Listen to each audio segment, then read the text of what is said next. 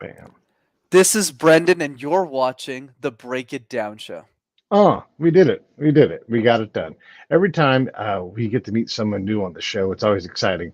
It's funny, in your space on the internet and with the expertise that you've created and built over the years, you're wildly known and successful in your world. And same thing for me with podcasting, 1,500 episodes, all kinds of incredible people. But someone can walk across your line and be like, "Hey, this is the genius in this field. I had no idea this person existed." And so I've had a real good time watching all of your content. And I have this happen to me all the time where people are like, "What, you've just been right here all this time working your heart out." And so it's so funny that you can discover somebody who is completely established and available, but that's the modern world we live in. Well thought of, Pete. I kind of feel that way about a lot of people. Where I Yeah. think in society, you usually only meet somebody after. I mean, I'm not in that category because I'm still not as talented as I'd like to be. But like, let's say like a LeBron James, where you wait for him to be really really successful, then everybody finds out about him, but they don't see the other 90%. Yeah. Well, and let's not limit what you've done. Like you've definitely carved out a niche for what you do in a very crowded field, and it's powerful. I mean, if someone wants to get better at a variety of things within public speaking, like if nothing else, you're definitely one of the top dudes, if not the dude. Oh, thanks, Pete. I appreciate it. One thing for sure that I'll give myself credit for. I'm definitely the youngest, so I have Okay. a lot. I have a lot of time ahead to be the number one guy. But yeah, I appreciate the kind words, man. It's great to be here. Yeah. Yeah. How do you do it? How do you look like right now, right? YouTube's algorithms, and I'm not bitching about YouTube, but I'm going to bitch about YouTube for a second here. YouTube has killed my long form content. They've just crushed it. They don't allow it to be discovered at all. And so you're trying to things like, okay, now I'm going to do shorts. And then some shorts I'll publish. And I know you must feel this. You're like, 2,000 views. That's not too bad for me. And then literally the next one in the queue, same topic, same guest, same, zero. What are we supposed to do, man? I know you're out there and you feel this pain, but you're like, if you guys would just step out, get your foot off the hose, my content, and then they'll tell you, hey, you found something good, it's working, and you're like, that's bullshit. It's all working if you just stop limiting it. But I don't know, is that unfair for me to say that? I mean, I think you're pointing out a lot of great things. Here's the way I think of YouTube. YouTube's like the NBA of content creation. This is where all the best content creators in the world go to play because that's where the greatest reward is, but it's also where the greatest competition is, like the NBA Mm, or any other sports draft. So sure, sure. for me, the way that I won on YouTube, which is I would say unique to me, is I didn't rely on the algorithm to get the count that I have, Pete. I hustled one person at a time. I remember when I Okay. started the YouTube channel, my philosophy, and it was crazy at the time, and I kind of done that, is I don't care if I had to guest on 10,000 podcasts. Because Yeah. even if I guested on 10,000, let's say nobody else was listening to this, it was just me and you. At least I would make a new friend, and that new friend of mine would share my YouTube channel with 3 to 5 other people. And Yeah. that was my perspective from day one. Because yeah, I'm getting attacked on YouTube too for reach, but hey, you got to keep hustling. Yeah, yeah, yeah. And look again, like I'm just pointing out some interesting stuff. They tell you, they encourage you, but you're like, that's banal. Like it's not real. You're encouraging me that I found some kind of new content stream that's going to be useful. But really, what would be useful is if they just got their foot off of my channel and let it stand up on its own merits. But I hear what you're saying. It's tough because what you do is really valuable, and you give people access to a skill that is terrifying for people. But I'll be damned if they let you get access to everybody. So you do have to 1% it. And then maybe that's part of the growth, right? Is like you just have to, I do the same thing. Like, hey, I picked up 2 followers today. Hey, I picked up 3 followers. Ooh, 10, 20, back to two. And so you do have to nickel and dime it. But I guess if you keep at it, you just keep growing, right? Absolutely, Pete. My philosophy on YouTube when I started it is a strategy I teach called the 520 rule. So the 520 rule is really simple. Whenever somebody asks me how to succeed on YouTube, I always say, yeah, just post one quality piece of content, one really good one, well produced or well done, long form, once a week for the next 10 years. And Mm-hmm. that's where people get stuck. They go, 10 Yeah. years? I go, yeah, if you're not willing to play for 10 years, you can't win on YouTube. It's not possible. That's why when I started creating on other platforms like Instagram and LinkedIn, I was like, oh, this is a joke. I can just literally post the same content that does Right. well every 2 months and nobody would even notice. But yeah, Yeah. YouTube's a different beast for sure. I love when my friends are like, "Hey, are you still doing that, YouTube thing?" Or they'll say, "Hey, you're getting some really good guests," and I'm like, "Yeah, no, where you been?" Like, you know, every week over and over again. That's the other funny thing too is within your own circle, you don't want to always hype your own stuff, but if you don't, who else will? Exactly. Will Smith says that all the time as well. Like the first person to believe in your content needs to be you, and your vision needs to be you. Because if you don't believe in you, you can't really enroll other people to believe in what you're doing. Oh And that's man. that's why I think I got traction really quickly. That's so true. I love when and I'm helping somebody with a podcast. They're like desperate to tell me the name of the podcast and the concept, and I don't care about those things. You haven't even earned my attention. You have to go out and you have to work. You have to figure it out. And when they'll say something silly like, "I can't stand to hear my own voice." Well, then why do I want to hear it? And I don't mean that to be mean. I mean that to be illustrative. Like, if you haven't done the work to get past that simple fear, and this is going to go right into what you do, then you haven't earned my attention. And that's just like that is a dragon you have to slay. So I'm going to point it out. Like, here's this dragon. If you can't do it, I'm not gonna. Well said, Pete. I mean, for me, Pete, it's all about realizing that the market is the market.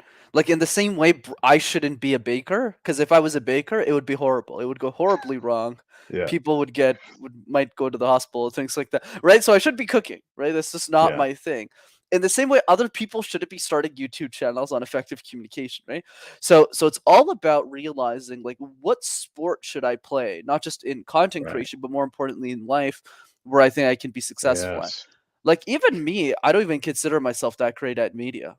Like my videos are always the same. It's always three things that I'm teaching. Yeah, sure, I look nice in a suit and my friend produces that nice, but there's not a lot of B-rolls. It's not as fancy as like a Mr. Beast video.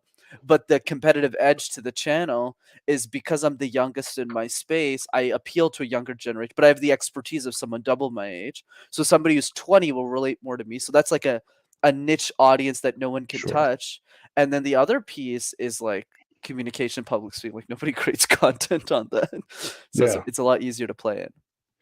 The one of the big things you're talking about here too is not what you want to do, but what are you willing to do? I'm working on. I'm going to do a little let's call it a TED talk on one of the podcast channels.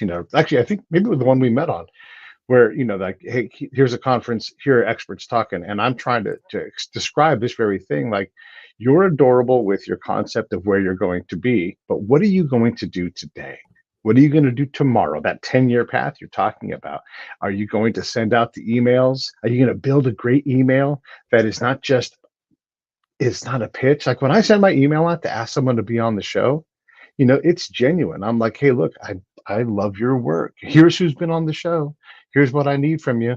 And a lot of that is boilerplate, but I write that email out each time, every single time, typos and all, because that's what I've learned works, right? But I have to do that work to understand what it takes to feed that one small part of my machine to make the show happen.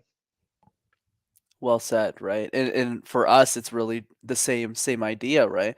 Except instead of having guests on, it's really saying, are we really thinking about the quality of the content, which goes into something that you might find interesting, which is what is the definition of value, right, Pete? So Yeah, Chris Doe says the definition of value is tell me something I don't already know.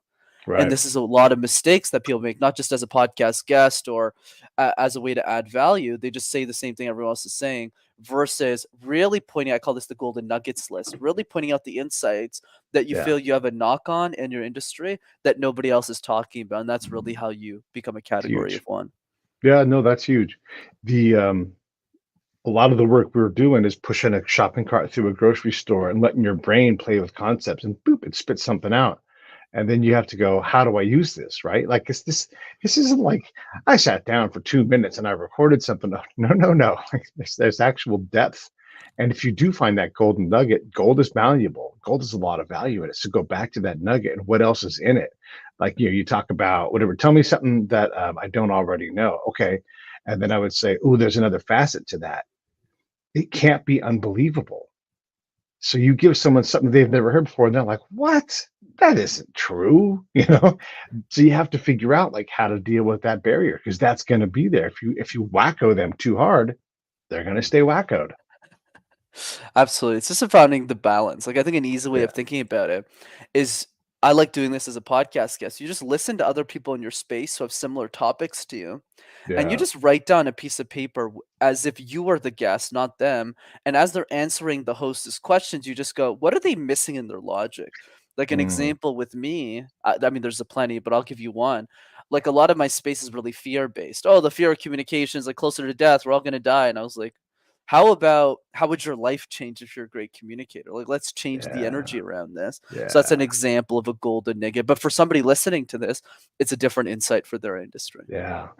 When you develop the muscle to go on, and I speak, I'm not a big professional at, but I talk in front of people all the time, and you often will say something that is really just like it's not the when you craft the whole message, word for word, line by line, you're like, that's awesome. That's awesome. I know that's going to pay the bills.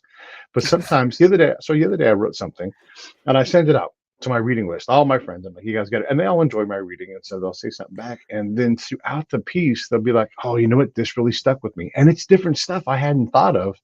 And it was not a throwaway line. It's still quality, but it wasn't the spot that I thought was the nugget. And then I'm like, okay, there's something else there. I need to break this 7-minute piece of writing or this talk into a smaller piece and spend more time on this one element of my talk or my writing or whatever it's going to be. Absolutely. I love that strategy. The my version of it, which is similar, is called QIT, questions, insights, titles. So Mhm. one is just gather all of the questions that people are asking you about your space and just write them down. So one question I get a lot is, how do you present in a second language? And I was like, huh, that's a good question. And no one's really answered that one. So I'd write down the question. But then Pete, becomes insights.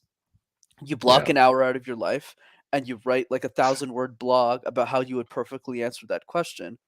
And then T is just titles. How do you title the video, the piece of content in a way that attracts people who yeah, also have that same question? So it would be yeah. like how to present in a second language.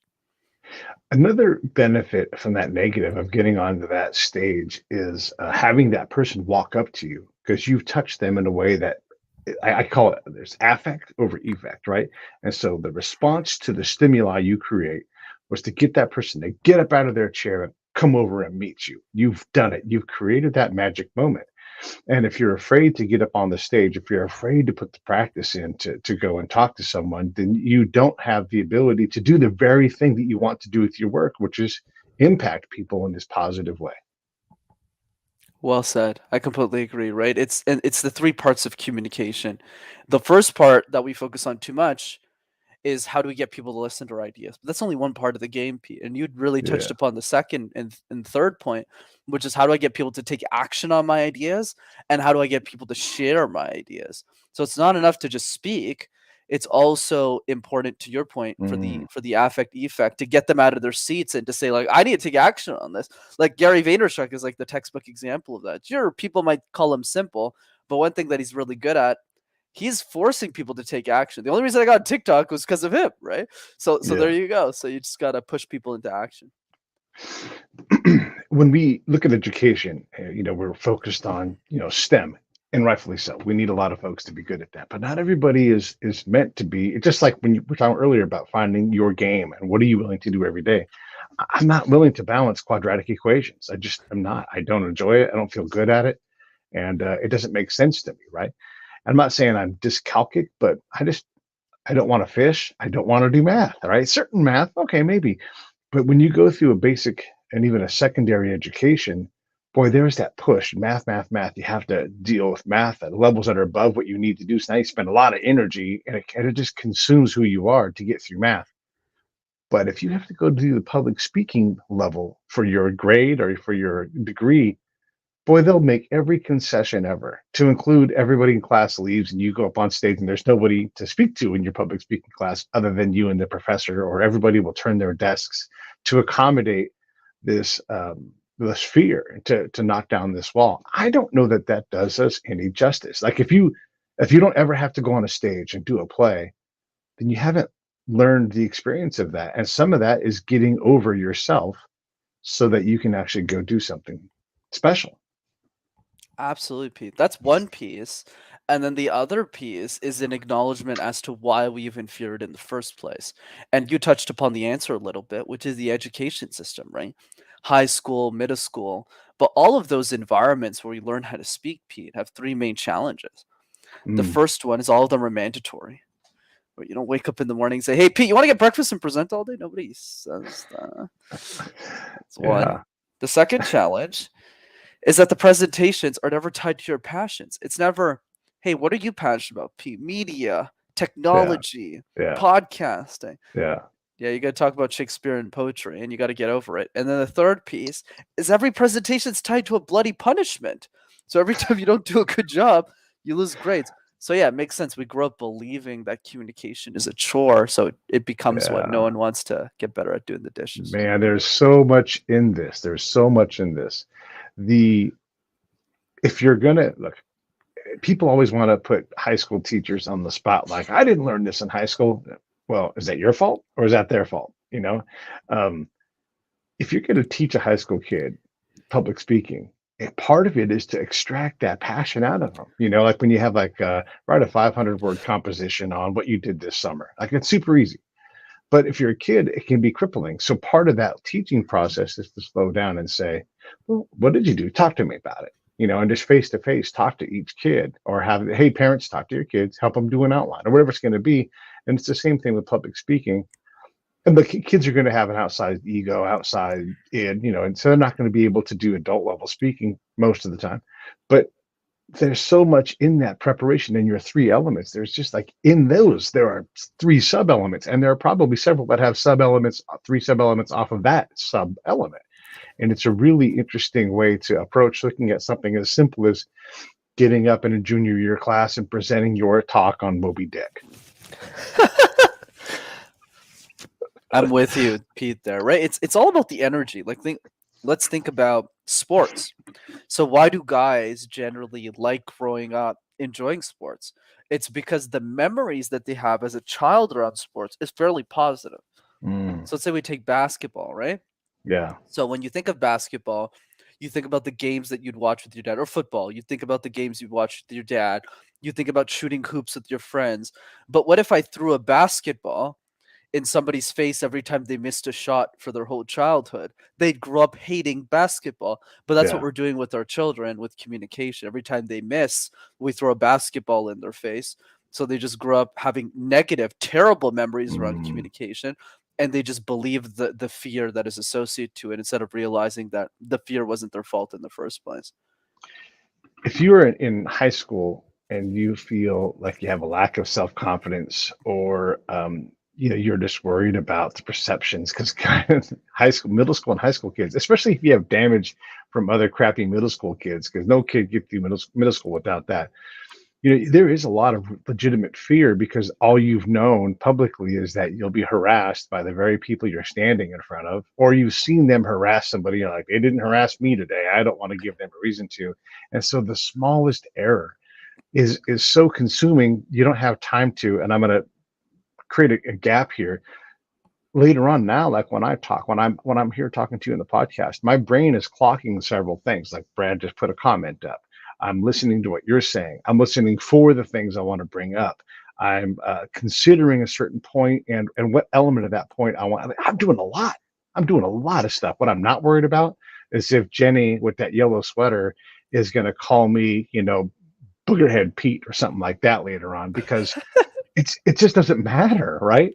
And so there's to get from where you are when you're terrified, and legitimately terrified, because it's terrifying to be in high school and stand on stage in front of a bunch of people and be judged, whether you're going to be judged or not, to get to the point where you have the ability to slow your brain down and program your brain to look at all these different things. Because right now I'm clocking, what does the show need?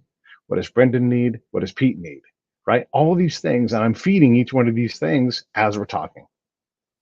Absolutely, Pete. And the answer to that gap is something I teach called the easy threes, but I'll give you the first one to keep it simple. But the context is communication, to your point, Pete, is like juggling 18 balls at the same time, right? Right, One of those balls is smiling, one of them's eye contact, one of them's body language, one of them's storytelling. And it gets really confusing for most of us. That's why we don't improve. right. So for me, the question has simply been, what are the three easiest balls to juggle? Because if we can Yeah. juggle those, it's a lot easier for us to get the result. So let's start with ball number one, which is the random word exercise. Pick a word like phone, like plug, like pistachio, like home, and create random presentations out of thin air. And the reason this is so effective, Steve, I'm gonna call you Steve, Pete, is for two reasons. One is because it helps you, if you can make sense out of nonsense, you could make sense out of anything. And then Hmm. the second piece, it just helps you deal with uncertainty. Like when you go to an event, a party, and you meet somebody, you don't know how that conversation is going to go. So if you can talk about avocados for 30 seconds, you could talk about Yeah. anything for 30 seconds. Yeah. That ability. I was a spy when I was in the army, so I've had thousands of conversations in really crazy places. I've also had over 1,000 shows on this show, and so you eventually develop a well of stories and references and wisdom bits and all of these things. But that comes from the act of simply doing it, right? Like you have to go out the door, go off the camp, and go meet somebody and have these conversations, write down notes, process them, turn them into a report, think about them, and they just all fill your head. I can talk about a lot of crap, right? But I'm 53 years old. There's a lot of stuff in there. So how do you show someone the vessel that their head is and start helping them figure out how to fill it with good things? Absolutely. And for me, it's all about a game of momentum, right? So let's say Okay. we take the random word exercise as an example, and we're using the frame of high schoolers, but honestly, the frame is anybody, right? In the sense of saying, hey, instead of making this a chore, let's make this Hmm. fun. So when we're at dinner with our family, have them give you a random word. You do it, you give them a random word. When you're picking them to and from school, if you got kids, for those of you listening to this who have children, do this to and from school. Just give them a random word, have them give you a word, and make it an integrative part of your Hmm. daily routine. And then what happens is as that momentum builds, the most important transformation, Pete, is the changing of energy. So now, whenever we think communication, we think of it less as a chore, as a negative, as something bad to, oh, I get to play this fun game called the random word exercise, and I'm getting better at it. So then, when Right. we learn a skill, we build momentum. But then we get excited about going, oh, I'm really good at this now. Now what's the next ball? Which is like sending video messages to people that you love. It's answering a question every day. I call it the question drill. You make a list of a bunch of questions you think the world will ask you, and you just answer each one until you have an Hmm. answer for everything. And that just helps you build momentum really quickly because all of these exercises, people don't have to think too much about it. They just have to book 15 minutes in their calendar every day to just do them. Yeah. A daily exercise to work on building a skill. And you talk about this in some of your videos. I think it's the video that leads your channel. Like just work on the thing that leads you to where you are so you become this person that you want to be. Just a daily thing, like take a word like pistachio and do a 30-second blurb on it. And that learning out loud, you can publish that. You could publish that. Like, hey, this guy takes a word and writes on 30 seconds on it. Wow, it's incredible. It's a fascinating thing. Maybe New York Times picks it up and all of a sudden you've been discovered by something that matters. It's like, You're like the next Justin Bieber. yeah, but I mean, literally, that is what happens, right? Justin Bieber goes to a talent show and the right guy sees him and he's like, there's money. He's standing right on that stage right there. And I know how to get it. And that's a lot of it is by just simply doing it. You may or may not get discovered, but you're always getting better at what you do. Well said. Well said, Pete, right? It's all about saying, are we having a bias for action or information? The best way to speak, Pete, I know this is going to sound shocking, but it's really to speak. The reason you're a great interviewer is because you've done like thousands of them, right? Right. It's not because I'm sure episode one isn't as clean as this one, right? Or the next Right. one. Yeah. Right. Same thing with me. When I started my YouTube channel, I'm just a kid in my mom's basement going, hi, everyone, welcome to Master Talk. And that's it. That was literally my first video. It's up there. People can check that out if they want to be horrified by something. Yeah. but that's really the key. It's the momentum building. So for Mm, example, everybody who's listening to this and thinking, well, I'm too busy, I don't have time to do the random word exercise. Well, my only response to that, Pete, is everyone who's listening, do you shower every day? And I hope so. I hope you do. Well, you got 15 minutes in there. What are you doing in the shower? Right? yeah. So just use that time to just do the random word exercise. That's it. I love it. Yeah, just find that time, right? Whatever it is. It can be, I write stories when I go to sleep. I don't stay awake for very long. I'll start with a premise, a character, and I'll just think about a story. And all of a sudden I'll realize I guess you would call it like that lucid dreaming phase where I'm falling asleep and I'm not conscious, but I'm also not asleep. And the story will start to spin out of control. And then I'll realize I'm falling asleep and then I just go to sleep. And I never finish the story ever, And Mm. so it's just this exercise of doing that.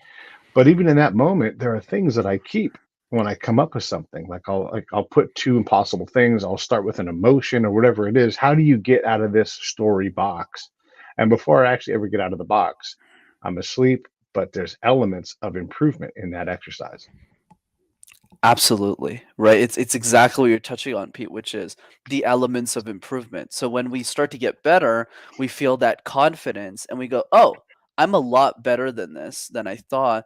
And that Mm, helps us dream. That's why I was like going back to this question, right?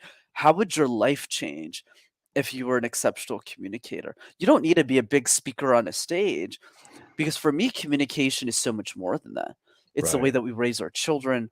It's the way that we talk to our man. family. It's the way that we make new friends. It's the way that we order food at a restaurant and make the waiter smile for once in his shift because he's really busy and he's tired and he's got a bunch of shitty customers that day. Right? Yeah, It's the way that we lead a more a quality yeah. life. So yeah, that's really the key. Oh man, and that's such. I'm enjoying that because it's something I try to do. And look, it's easy to have people in your life be invisible to you. It is that waiter, it's that cashier, whoever it is. I try to make someone's day every day, right? This is one of the ways I communicate, and I try to be the good person that I am. Like, can I give someone a compliment, or can I just say, "Hey, I see you working hard." Like, I love to talk to the person as you walk out of the airport. That last security guard that makes sure no one walks by them, into the outdoor. You get what I'm saying? And I'll turn around and I'll look at that person. And I'll say, "Hey, I appreciate you sitting here. I know that nobody talks to you all day long. I see you, and I really appreciate it." And then I walk on, because they are completely like literally their back is to you, and you never see them ever again because you're not supposed to walk towards them, and so no one ever does. So they just sit there and just like, and they do their job invisibly. And I like to break those bubbles when I see them. That's powerful, man. Wow. Yeah, yeah. Why do we want to do that? Life is way easier if you don't do that shit. Like there's things that I don't do because I am lazy and I'm like, oh, and I get myself off the couch and I go do it. But I want to do that. Why is that? Absolutely. I mean, I think it's so powerful the story you told around the person who feels invisible. I think to keep it simple for people, just start with the people you already love where you have the highest level of motivation. This is the same thing around, which is the opposite topic, conflict resolution. A lot of people ask me, Pete, like, how do you resolve conflict with people you hate? I go, whoa, whoa, whoa, take a step back. Why don't Yeah. we start with the people we actually care about? Because if we don't value Yeah. the relationship, we're not actually going to even want to get better at vocal tones, get better at active listening, get better at doing that. So it's the same thing with acknowledgement. Start by acknowledging the people who pour into you. So one strategy I Uh, teach is just make a list because I don't expect everyone to be an expert like you. Even I'm intimidated to talk to the guy who's like, well, he might like arrest me or something. So I'm kind of scared of talking boy. to that guy. So even for me, so where I start is by going, just make a list of the top 5 people that you really care about the most in your life. Right? So Mm, Billy's one of those people. I know we talked about that before the show started, right? He's like one of my best friends. So he's one of those people, right? Family members, clients, just people that really invest in you. And then what you want to do is you want to send those people privately. You don't have to post it on social media, anything. Just a 20-second video message. Say, hey, Pete, I'm thinking about you. Thanks for all the work that you're yeah. doing. I love what you're doing at the podcast. Hope you're having a fantastic week. And I'm super grateful to have you in my life. It takes 20 seconds and it makes people's days. And then I do something even crazier than that, Pete, that I think you'll find funny. I actually did this morning. Is my top 100 clients, supporters, people who really help me with my brand, I have their birthdays in my Google Calendar. So when it's their birthday, which one of them was today, I put a stupid birthday hat on that I bought for $10 at Amazon, and I open my camera and I go, "Guess whose birthday it is?" And then I go, "It's That's great. yours." That's Yeah. it. Doesn't Yeah. cost a dime. You know, doing that, even for someone who's hyper famous that you have, look, there's a lot of famous people on my phone, right? Because I've met a lot of them over the years. When you take time to do that, because famous people are also invisible, and you're just like, hey, man, I saw you came out with a great album. I hope you're doing well, and let's chat soon. Even if you're never going to chat with them, right? Man, so many times I'll get a text back, hey, Pete, thanks for doing it. And I'm talking household name famous, right? And like, man, thanks for doing that. I was having a bit of a rough day and you picked me up. I appreciate you checking in, right? And they're not saying let's go have coffee and all that stuff, but they're taking the time.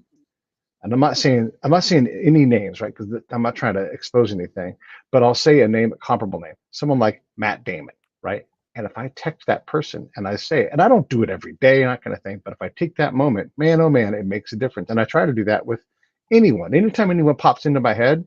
So my brother died about a year and a half ago, and I'm like, Oh, okay, I'm going to create a better version of me who appreciates the people around them and tells them, hey, I hope you're having a great day, or you really make me smile, or you popped into my head, because people enjoy finding out that hey, you're on my mind. They just love it. powerful, man. And thanks for using the example of your brother. Even more powerful and creates that urgency, right, for all of us Yeah, to yeah. really pour more into the people around us. I'm 53, and right now in my circle, in my secondary circle, maybe a little bit in my tertiary circle, there are people dying every 2 months. Jeez. And you're like, wow, I won in terms of what we do. I got to get better at counseling my friends and standing in front of them and talking about death, advising them on how to deal with this path because I got a lot of stuff in my head, and they're lost. And there's rules to death, like everybody's bad at it. Everybody's bad at people dying. It breaks families up. So, there's work to be done while you're alive and get to doing it now and get over your fear of reading. This is a fantastic book. Everybody, I'm talking to everybody right now. Read Being Mortal by Atul Gawande. He's a fantastic writer. He's a doctor, and he talks about all of it. And you will benefit from it. Don't be scared of these things because it's coming no matter what. Here's how you get better. So anyhow, Mm. um, when you look at all of these things that come with people dying, one of them is quit talking about how great somebody is when they're dead and they can't hear it. Go take them out to lunch and be like, hey man, or hey lady, or hey girl, whoever it's going to be, and I think you're awesome. You do so many great things, and take time to do that. And that is a wonderful way to communicate joy and love and caring. And we don't collect nearly enough of that because what we want to collect day in, day out is like, I suck, I'm poor, I'm miserable, a back hurt. So forcing some goodness into someone's life is truly, it's a gem. Well said, man. Well said. And the world needs more of it too. And it in the context of communication too, Pete, it teaches us a valuable lesson, which Mm, is you think when you send that video message, as an example, that people are going to reply with, "Why'd you send me a video message? Oh, you made so many mistakes. Oh, why are you got so many ums and ahs?" But the truth is, the response is always, not almost always, yeah. it's always, "Wow, I never received a video message before. This really means a lot to me. Thanks." Yeah, you're inspiring me to do more of that. I try to write thank you notes, and here's the thing. I don't do it. I have all this great, I bought not a lot, but I bought stationery for myself with my name and everything on it. And I'm like, I'm gonna write letters of appreciation to people, whether they come on the show or they let me crash at their place, whatever it is, right? I'm gonna do that. I don't do it, but I can certainly, and it's old timey and it's fun, and you're in your sepia colored mind. You're like, yeah, I'll write these things, and they'll keep them, and maybe someday just send a damn video. It's doesn't have to be great, doesn't have to be well produced. It just has to be created, produced in general, and sent. I love that. Exactly. That's why I don't do the handwritten letters either, because I just don't do it. But the Yeah, videos are simple because now it's just like you open it, it's 20 seconds, it's done, yeah, and it really empowers people. Because the problem with the handwritten note is it does mean something to people, but then they lose the note. Whereas the yeah, video, they'll think back 2 weeks later and they'll go, "Didn't Brendan send me a video?" And they'll just replay it for their own kind of yeah. leisure. So It's a powerful thing. And the thing is, like when I get a Christmas card, what do I do with it now? Like I throw them out. because I don't collect things. And so maybe I'll keep one or two a year, maybe.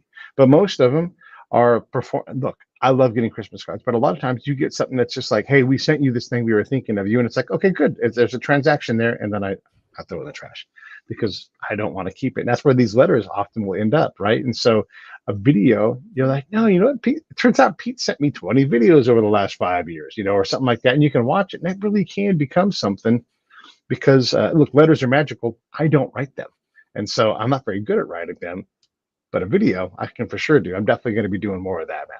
That's awesome, man. Yeah, that's interesting. So, okay, as someone who communicates for a living, I when I see malcommunication, it just rankles me, especially like when it's a company that should know better. And look, I'm all for using bots as your entryway into your company, but there are so many times where I'm like, if you just like when you send me an email to a do not respond from a do not respond email robot, well then you haven't communicated. You've just blasted me with something, and it's I'm like, all right, you don't care about me. I sent an email off to Southwest. I got caught up in some of that travel trouble the last 6 weeks or so, Yeah, yeah. and I have not received a letter from anyone. I did receive a robot letter saying, "Hey, why don't you try calling in?" But I don't care how big your company is, if you can't respond professionally when someone takes the time to write you an email and say, "Hey, I understand it's hard to run an airline, but I got caught up in your guys' mistake. I got caught up in the FAA's mistake, and so that hangs on you. If you want to just send me back something automated that says, hey, maybe try again, guess what? I'm not going to do. I'm not going to do your damn customer service for you." And how expensive is that for, in this case, Southwest Airlines? Oh, absolutely, right? Bad word of the mouth spreads way faster than good word of mouth.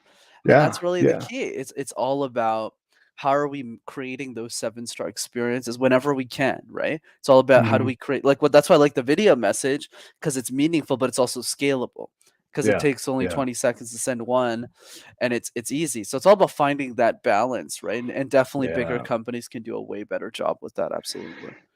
And it's they're trying to be lean. They're not trying to have a whole bunch of surplus people. I would say that someone that specializes in customer communication can pick up a lot of money off the ground and give it right back to the company and easily cover their salary. Let me give you an example.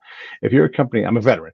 If you're a company that says we want to hire veterans, and I say, hey, this is a job I think I'm qualified for right there. And if I send in an email and I get basic like boop, message received, message, and I'm like, oh, okay, well, they aren't that jazzed about, email.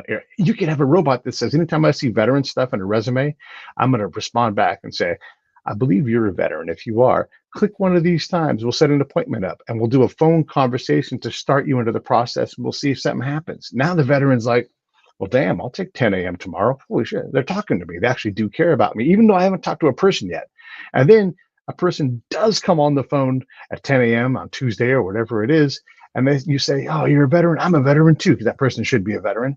Like, yeah, you know what? This is a great company. Love to figure out what works for you. Why did you apply for this job? What else is out there? And now you're having a real conversation. If you care about, in this case, we're using veterans, if you care about people who do these things, you have to communicate with them. LinkedIn is full of people saying, I am trying to find a job. I'm applying. I'm reaching out to people. Brenden, I'll talk to the guys I'll connect with the guys from YouTube who are trying to help make me a better creator, who are supposed to be my business partner. And I can't get those guys to respond to a single message. And I'm not pitching them stuff. I'm just saying, hey, you're down the road in Santa Monica. I'd love to pick your brain. I'd love to get to know you. I'd love to take you out for coffee. I'd love to communicate what I'm going through so you guys can improve.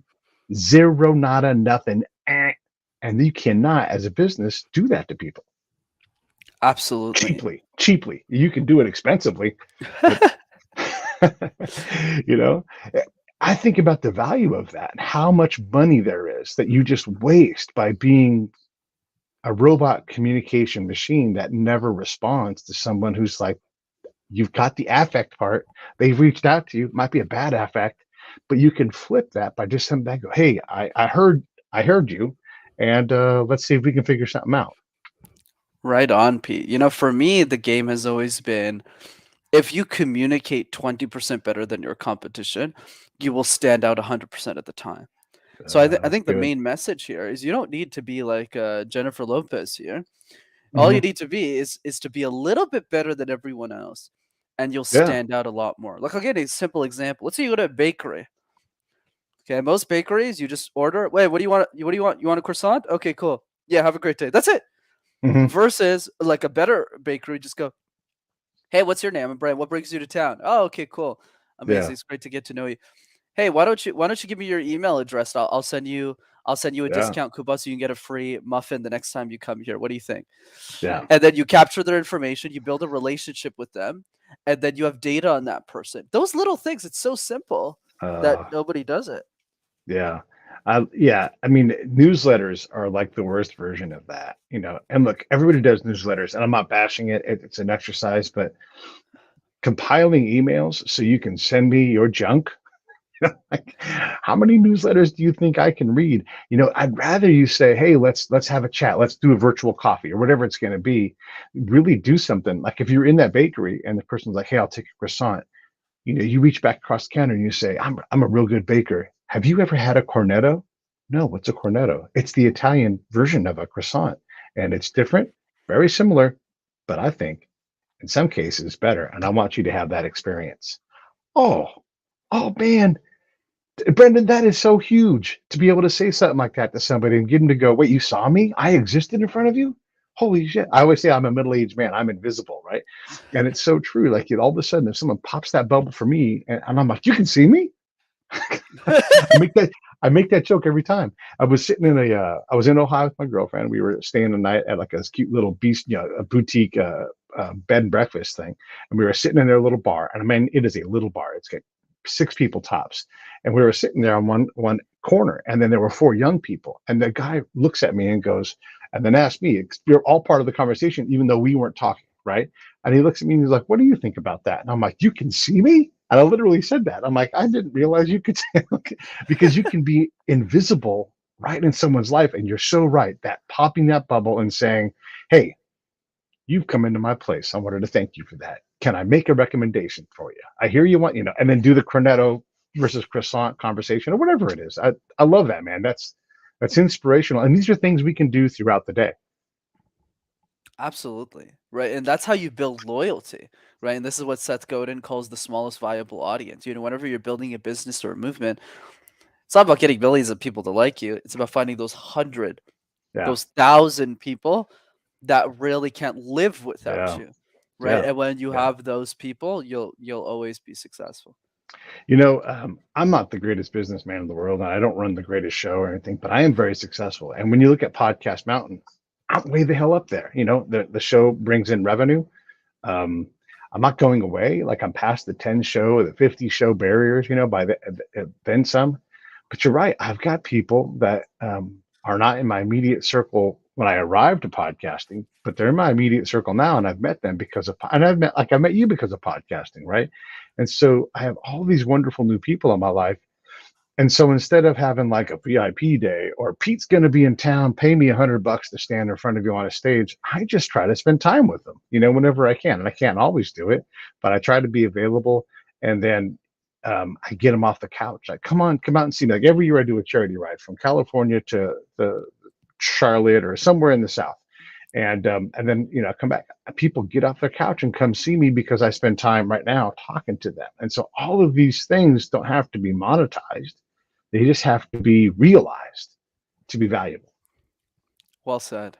Absolutely. Completely agree with you, Pete. It's all about how do you create those touch points Yeah, and relationships that nobody is creating.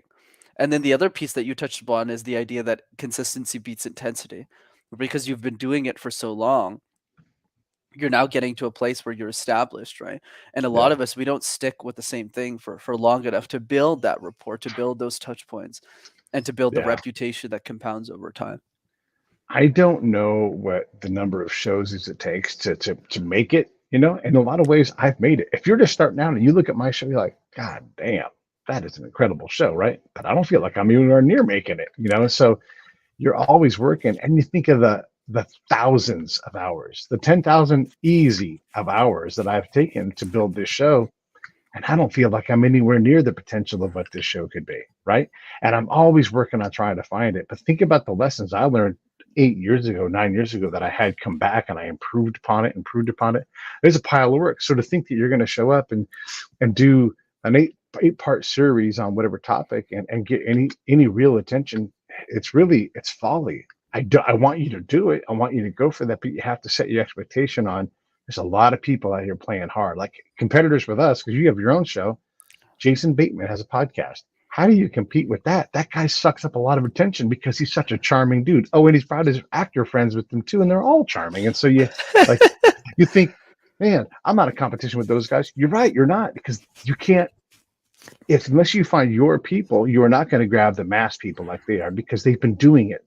They are charming. They have all of these things going for them, and so you're playing in that space.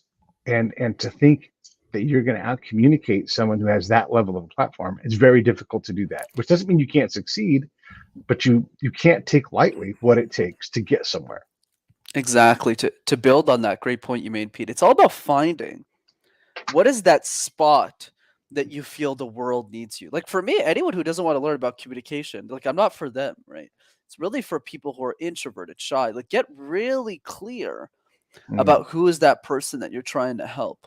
And it could be like a doctor who's in this specific practice and line of work. That person will resonate with you if you're like a medical doctor doing that specific thing. So Yeah, you need to just find it. Whereas I think a lot of content creators, the mistake they make, and it's okay to do this at the beginning to get the reps in, is they're too general. Like, who are you trying to serve? Like, what are you trying to actually achieve? And I feel sure. the more specific the vision is, or the personality, the angle that we're taking on, the easier it is for us to not compare ourselves to the Jason Batemans of the world, as an example. Yeah. When someone discovers my show and they're like, "Oh, you have a show? Oh, tell me about it." And I'm like, "Well, and I don't niche by design, because I didn't want it. That is my niche. I have not niched. Joe Right. Rogan doesn't niched. We don't do these things, which is fine." And someone will say, "Well, what's it about?" And I'm like, "Well, I talk to anybody, authors, actors, warriors, anybody, right?" And I can just take any three examples that pop into my head when I meet them. And then I'll say, I just, and like what's like the catchphrase, but like, I illustrate life. That's it. Life isn't simple. And I love when people are like, "I don't know what that means." And I'm like, "Well, that's why you watch the show, to experience things you might not have experienced, because I'm going to illustrate life for you. Whether you're talking about someone who runs a church, someone who runs an office, or someone who runs a microphone in front of 50,000 people, you're going to get experiences from these people." Well said. Well said. I agree. And no niche could also be a niche, right? It's all about figuring Right. out what is that angle. And for you, it's because you've been doing it for so long and it's worked out for you. Absolutely. Yeah. Yeah. Where are you headed, man? We started off this whole thing, and you're like, "Hey, I'm only this far up the mountain," but you have done it. Like, you've got a lot of followers. People are paying attention to you. You are working and getting on my show and other shows. I normally say no to cold pitches from someone who is, I don't do quoted fingers, a coach, right? But there was something in what you did that made me say yes. So where are you headed? What are you doing? Yeah, for sure, man. For me, the future, why I started all this, because I think that Elon Musk is a 7-year-old girl who can't afford a communication coach. That's really the mission. So how do I Yeah. make communication tools more accessible for people? And I think that the reality of Dale Carnegie's life, which I think is unfortunate, is Dale Carnegie, the author of the book How to Win Friends and Influence People. He was like a proficient public speaker, shared a lot of tips that probably I'm sharing today in a different way, but he didn't have the means of technology to immortalize them. Like he couldn't guest Right. on this podcast because podcasts weren't a thing in the 1900s. Yeah. He couldn't start a YouTube channel. He couldn't create content. And I'm really fortunate in my life, Pete, where I built up this expertise really early in the game, and now I get the opportunity to finish what Dale Carnegie started. So that's really the game that I'm playing in, and super excited about the future. Yeah, well, you should be. I mean, you're past so much of the hard stuff, and though you're young, you've got a lot of it already covered, and now it's just a matter of continuing to do. That's what I'm saying. Like, yeah, you've made it. Like, you are made it past the things that eliminate the wheat and the chaff, and now it turns out that you're actually going to be some really tasty wheat. Whether you become a wheat thin or a Cheerio or whatever it is that you become, it's going to be incredible. I'll be a nice loaf of bread. He'll be great. Yeah, a cornetto. That's what you'll do. I gotta try this. Like, what? Even I Yeah. want to try your bakery. And I was like, does Pete have I a love this bakery? is in my home adorable little hometown that I'm from and I'm in today. There is this family from Italy that moved here right in the beginning of the pandemic. And like, we're going to open a little bistro at this bed and breakfast because they had made some friends, who lived in our town and have a bed and breakfast. And so they have this wonderful little Italian cafe.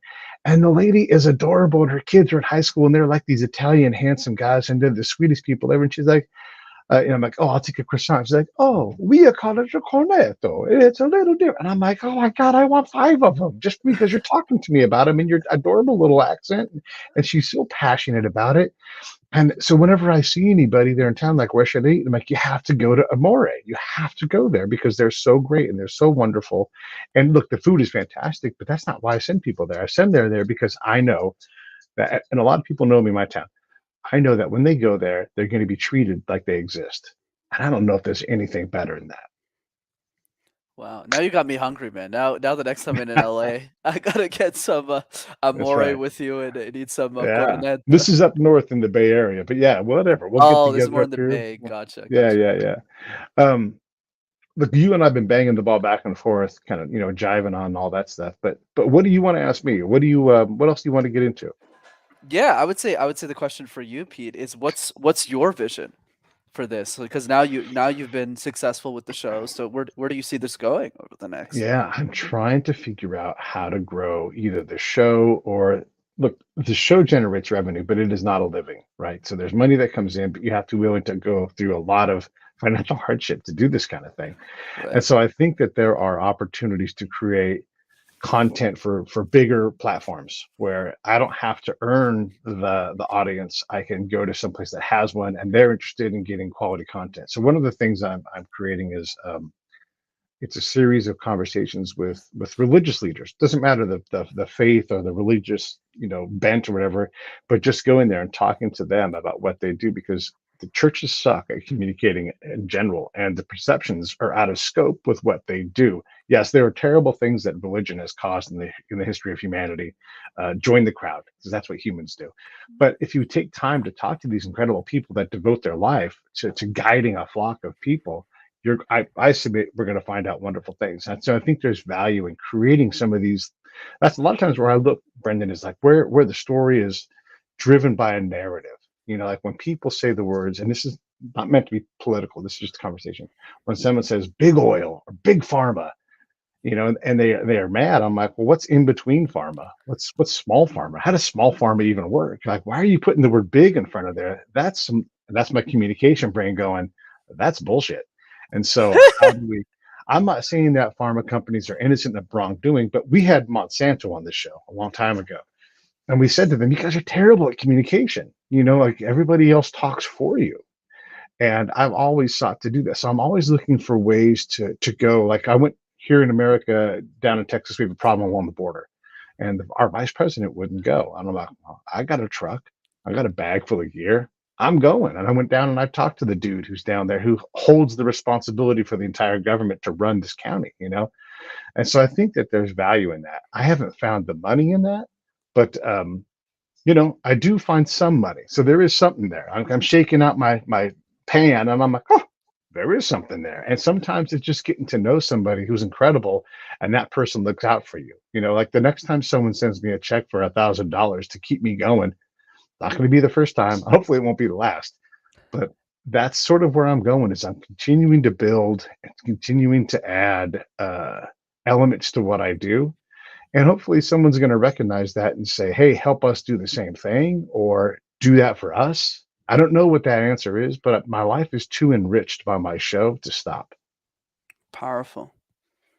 Yeah, Powerful. And that's why you've been consistent for so long with it. So there you go. that's right. Yeah. Yeah. There's plenty of times when I'm like, this doesn't make any financial sense. Why am I doing this? Why am I getting into my truck and driving 1,000 miles to the middle of nowhere? Oh, that's right. Because it's wonderful once you're finished doing it. And not everybody can do it. My friends who have to work are like, don't you dare stop. And I'm like, well, then don't you dare not open your wallet and buy a tank of gas or whatever it is. And there's a lot of times where someone who I know, they have a surplus of money, but they don't have a surplus of joy or Mm, experience. And I become kind of their guide or I become their proxy. Like, I want to be on the road with you in Texas. I'm like, well, come on, you bring your credit card, we'll go. Like, I can't go, I got to work. And I'm like, well, still bring your credit card and help me be on the road.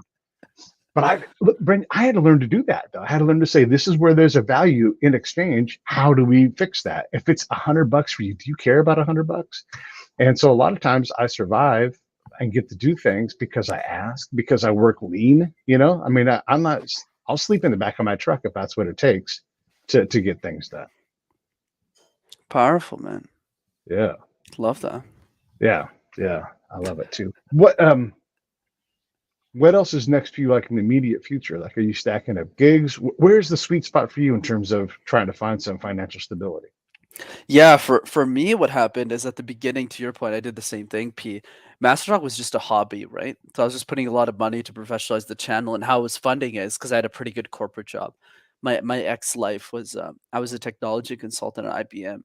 So Master Talk really started as a hobby. I only found out later, probably like 9 months into Master Talk, after years of coaching, that I could actually charge people for it. So what Right. ended up happening was a lot of executives and CEOs hire me privately, and they pay me a lot of money to kind of help Hmm. them how to Hmm. communicate. Because for them, the ROI is they just get a promotion at work, right? So I thought, Yeah. oh, like if I just coached 50 or 75 people of these types of individuals every year, I'll do way better than what I did in corporate. And that's how I Yeah. ultimately exited corporate. So those 50 people kind of helped me pay for the other 50,000 that I get free Yeah. content for. And the model worked out pretty well for me. So grateful. What's remarkable is I had a guy in the show the other day. He's a commander, was a sub commander, and you don't get to run a submarine unless you're really good at being in the Navy. They don't just give that job to anybody. And we were talking about how in corporate America, which is different than the military, like you can say, hey, I need to figure out how to get this thing done. Your boss is like, I need to get this better. And then everybody raised their hand. I've got an idea. I got an idea. And then if Brenden is over there in the corner, young Brenden, and you're like, I can fix that. Like, hey, I fixed. Oh, you don't want to hear from me? I'm just going to leave and do it myself. And you can literally do that. You're like, you guys don't think this is valuable? I think it is. Like if you and I partnered, and I'm not pitching you, but if you and I were to partner and say, we're going to help corporations be better at receiving inbound messages and getting something back that doesn't go beep at the end of its conversation, like how many people can we engage? So like, let's give them a robot matrix to go to, but at some point, if they stay in our funnel, we're going to pick up a phone and we're going to call them and we're going to treat them like they exist. If you and I built that company, I guarantee you we could go out in the market and say Southwest Airlines or whatever company it's going to be. Uh, We can improve and definitely get you a 10x, 10x net because what you guys are messing up is costing you $100 million a year. You know, if they would have gave me Southwest, like they'd say, hey, you know what? Couple vouchers for a free flight. Why don't you guys go somewhere on us? We're sorry about that. That's not how we roll. And they just take that short term hit. It's going to cost them way more than that because I'm purposely going to not use Southwest now because they didn't treat my legitimate complaint seriously. I'm not wasn't as bad as some of those people that got stranded, but for $150 or $300, I would have said, you know what? You guys didn't try to do that. You did a good job. You did right by me. Or if they would have sent back an email, hey man, there's a lot of people that had a worse situation this past holiday season. You don't fall into that area. We appreciate you flying. We want you to fly with us. But in this case, it doesn't do anything. But instead, they sent me something from a robot that said beep at the end and gave me a phone number to call. So guess what? I'm not doing, right? And so I think we could fix that as a company. I love that, man. I love that Yeah. idea. I want to ask you something else. And I say this because it's a little By the bit way, P, challenging, I but got to drop in 2 minutes. Just letting you oh, okay, we'll go real fast. And I'm going to handle this as delicately as I can in 2 minutes. know. Okay, so like, I have a bad back, right? When I talk publicly, I have to move around. And sometimes I'll say, hey, my back is all wrecked. And so I have to keep moving it and everything. You have seem to have something with your arm or whatever where you deal with this thing. That might limit a lot of people. Like I can't stand in front of a crowd for 8 hours, right? Well, I can, but I got to keep moving around. How do you teach people how to deal with whatever their physical limitation is so that they don't have to worry about being on stage? Because Stephen Hawking had every physical limitation and he spoke in front of people all the time. Absolutely, man. And you're right. Like I got a crooked left arm in my left side, and it's still crooked. And the reason is because I was born upside down when I got pulled out of a vacuum. My left side kind of dislocated a lot. So what I would say is it's definitely gonna burden you at the beginning, right? Because people will always look at your arm, they won't look at your eyes or the parts of your body. But I think what happens is over time, you get more confident, you change the story. So for me, it used to be, Mhm. "Oh my god, my arm is crooked, no one's gonna hear me talk." Whereas now the story is, "Wait a second, I have a crooked arm and I'm coaching other people how to speak. What's your excuse?" Yeah, right, right. I Right? love So it. it's all about changing that story. So I would encourage Love everyone listening to change theirs into one that creates momentum and impact and positive for the people I around love them. it. Well, let's get you out of here, man. I appreciate you coming on the show. I'm going to roll these credits. You go on to your next thing with your heart out. We'll take care of everything else. Everybody go check out Brenden. You've got all the links that you need in the show notes, and or just look him up on YouTube. He's out there. Hey, Brenden, thank you so much for coming on, man. Have a great day. Pleasure, man. Thanks for having me, P. Hey, thanks for watching the show. I really appreciate it. Right here, you can subscribe. Please do that. It makes the show grow. Hit that notification bell so you know which incredible guest is coming up next. Down below is the PayPal link. You can put a small subscription in. That is an enormous help. All that money goes right back into the show. And then right up over here are the next episodes you should listen to, curated by yours truly. Thank you so much.